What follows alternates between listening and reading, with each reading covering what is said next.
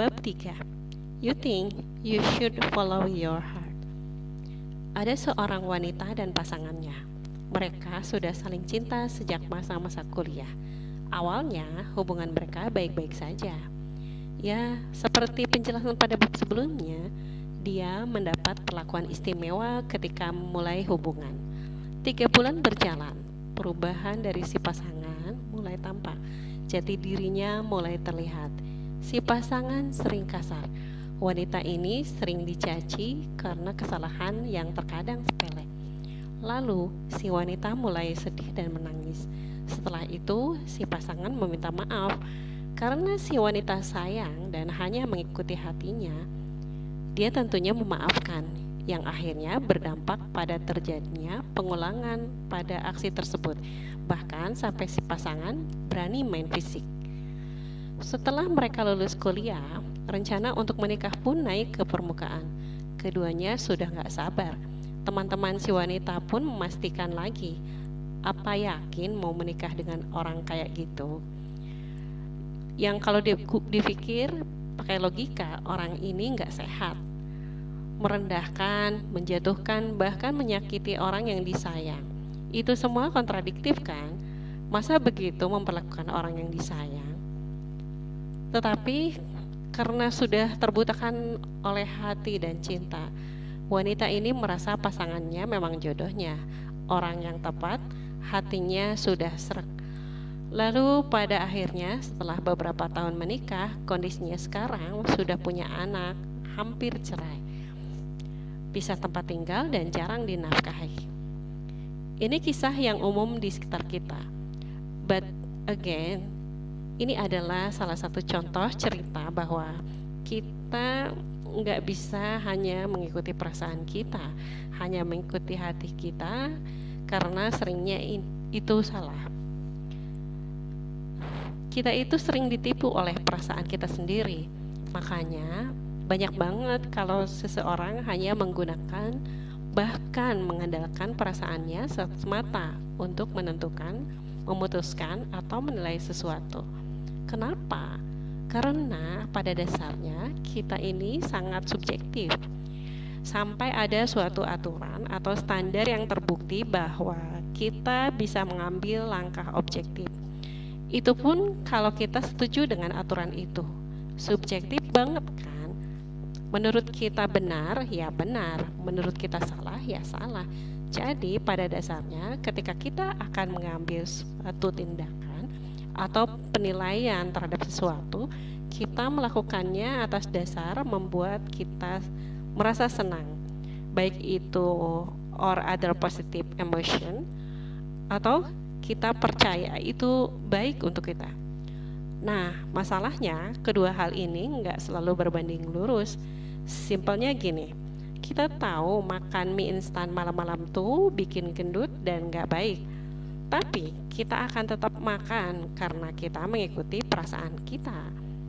Makan mie instan sama dengan membuat perasaan bahagia, sama dengan tindakan yang benar.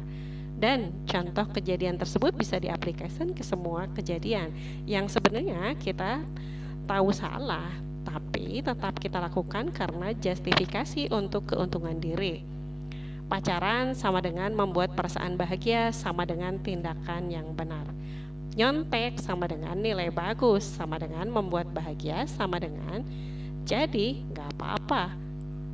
Kan harusnya gak gitu. Serem gak sih? Kadang sulit untuk pikiran kita membedakan mana yang memang benar-benar baik atau cuma perasaan kita saja yang bilang kalau itu baik. Kalau kayak gini terus, pada akhirnya kita jadi terbiasa untuk berpikir bahwa apapun yang memberikan kita perasaan positif, maka itu baik untuk dilakukan. Seriously, ini bahaya banget. Jangan sampai kita hanya mengandalkan akal dan perasaan kita semata. Kita sudah punya guidance untuk menjalani hidup yang baik untuk kita. Jadi ikuti itu. Kita nggak bisa memutuskan hidup ini hanya dengan mengikuti perasaan, karena pada akhirnya perasaan kita nggak tahu apa yang terbaik buat kita. How do we make a decision? Human make bad decision almost all the time. Banyak sekali situasi di mana kita nggak reliable karena kita tertipu dengan diri kita sendiri. For instance, disadari atau enggak, kita berpikir dengan bias.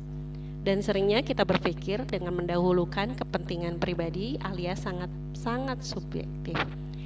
Mudah bagi kita menilai kesalahan orang lain, tapi untuk kesalahan pribadi, nggak kesalahan orang lain, tapi untuk kesalahan pribadi.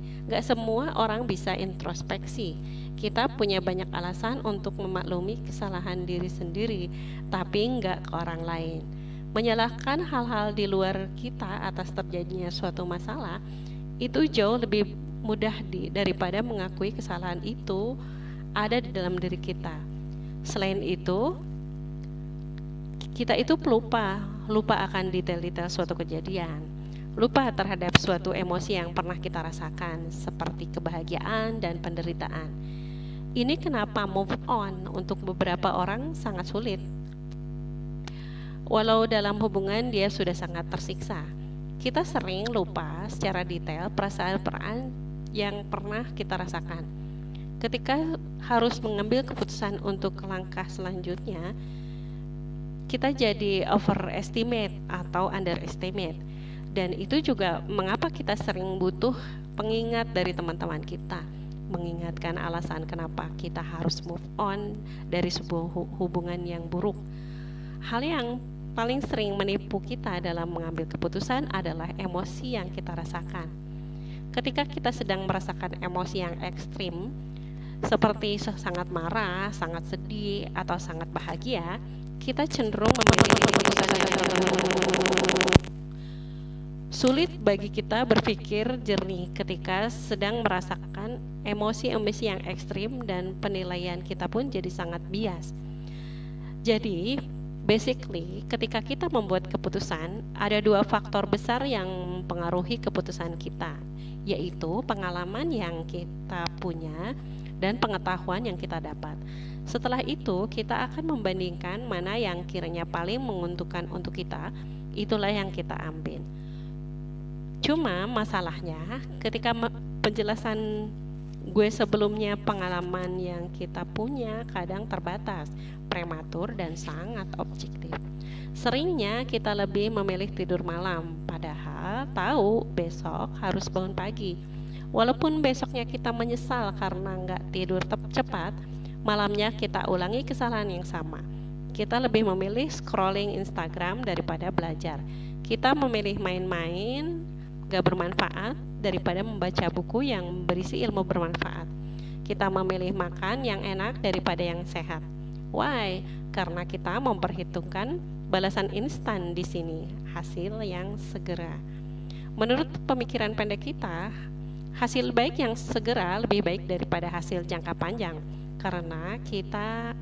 Karena hasil baik yang segera senangnya sekarang, padahal yang membuat kita senang hari ini belum tentu baik untuk jangka panjang kehidupan kita. Dan seringnya hasil jangka panjang itu lebih menguntungkan daripada akhirnya. Menonton serial TV kesukaan kita sampai malam memberikan kita kesenangan, sehingga rela mengorbankan waktu tidur walau akhirnya kita mengeluh ngantuk keesokannya. Melihat video-video lucu atau postingan foto idolamu yang lagi liburan di Instagram memberimu kesenangan yang langsung. Saat itu juga, walau nggak ada manfaat jangka panjangnya, coba belajar menahan diri dari kesenangan-kesenangan jangka pendek yang nggak ada manfaatnya untuk masa depan. Menurut kita, terus-terusan main Instagram nggak memberikan efek buruk, justru memberikan pengalaman yang menyenangkan. Sayangnya, pada saat itu juga pengalaman kita nggak tahu efek terus-terusan main Instagram. Apa yang pengalaman kita tahu adalah Instagram membuat kita senang secara langsung. Jadi intinya kita cuma punya pengalaman, not the knowledge. Makanya peran pengetahuan itu penting banget dalam mengambil keputusan. Jadi, ketika kita tidak memiliki pengalaman yang cukup, kita bisa mengandalkan pengetahuan yang ada. Misal, kita mencari tahu dampak dari bahaya bermain Instagram terlalu sering dan lama. Waktu ideal bermain media sosial atau pengetahuan lainnya yang terkait. Kalau kita tahu ilmunya dari awal, kita bisa mencegah pengambilan keputusan yang salah. Begitupun dalam menjalani hidup, kita butuh ilmu yang tepat agar nggak salah langkah. Karena tanpa ilmu, kita hanya seperti meraba-raba dengan mata tertutup sambil terus berjalan. Kita nggak tahu apa yang di depan. Kita nggak tahu efek ke depannya jika kita terus berjalan. Tiba-tiba kita terjatuh ke dalam perangkap yang kita nggak sadari. Kenapa?